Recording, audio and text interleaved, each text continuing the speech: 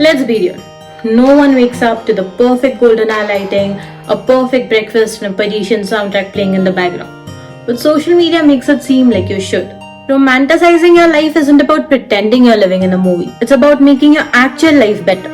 With real people, not characters. Hi, I'm Kuhu, part psychology nerd, part art and pop culture enthusiast, and your buddy in figuring out the art of living your best life.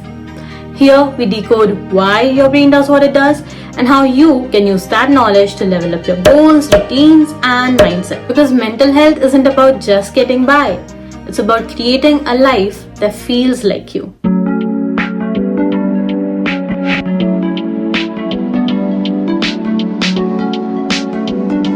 When the romanticize your life, romanticize the little things in your life trend first blew up, I loved it.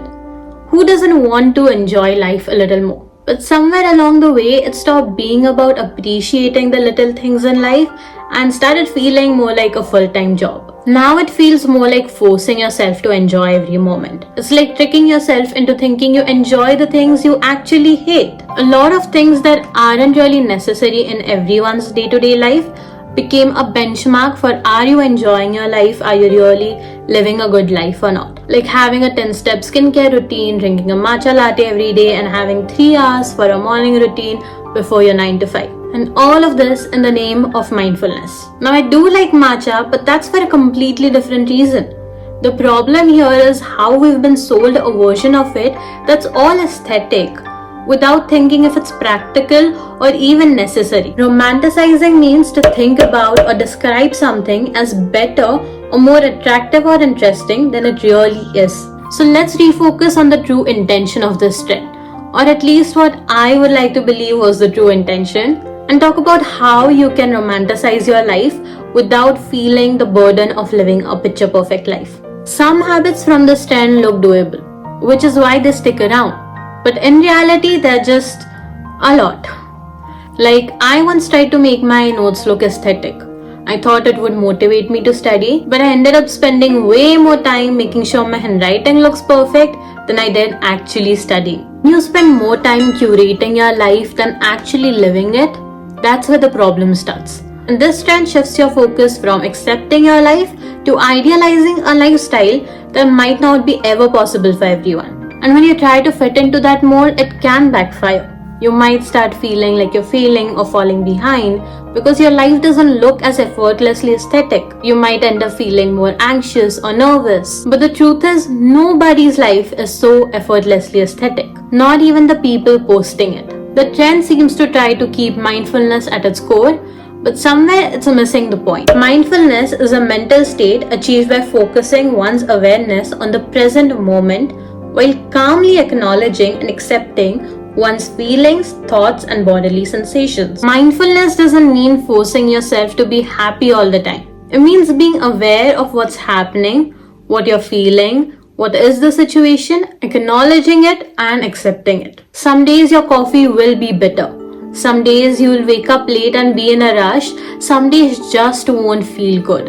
And that's okay. Being mindful isn't about faking joy. It's about noticing and acknowledging how you feel and knowing that tomorrow can be better. So how do we romanticize life without feeling all the pressure? Romanticize intentionally, not constantly. Your morning coffee can be enjoyable without there being an hour-long process to make it. You don't even need to slow down to romanticize your life. The point is to be completely present in a moment. The more moments, the merrier. You can have very little time for breakfast, but you could still romanticize it.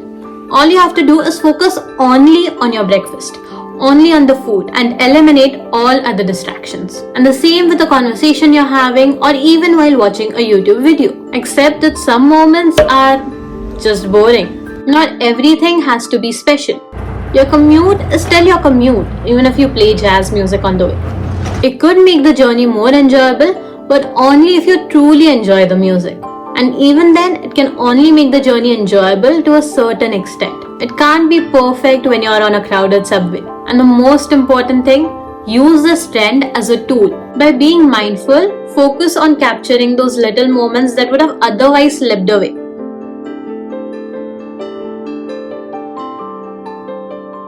Don't try to go and curate them just for the sake of posting or feeling like, oh, my life can be aesthetic too. I like to look at this trend as a way of paying attention to the good moments in life without pretending the bad moments don't exist.